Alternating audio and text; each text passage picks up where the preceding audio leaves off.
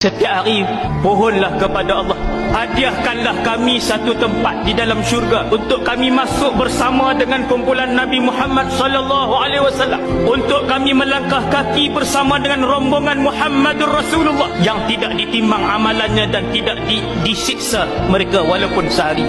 Pohonlah kepada Allah selama mana pintu taubat belum ditutup, selama mana mata kita masih melihat dan nyawa masih berada di dalam badan. Mohonlah kepada Allah, kata Nabi SAW, syurga Firdaus, kerana ia adalah syurga yang paling tinggi. Bumi ini bukan tempat tinggal kita.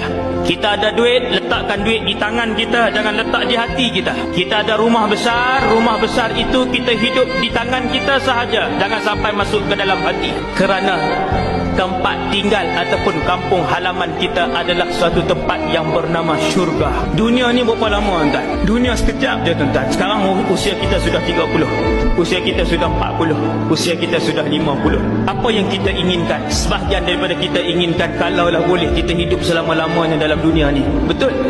Ada orang dia meminta dalam hati dia kata kalaulah Allah tambah lagi 10 tahun. Benar tuan-tuan? Ada orang dia minta dalam hatinya, sekarang umurnya 50, dia kata kalaulah Allah hidupkan aku lagi 20 tahun. Manusia menginginkan hidup selama-lamanya. Itu yang menggerikan kita.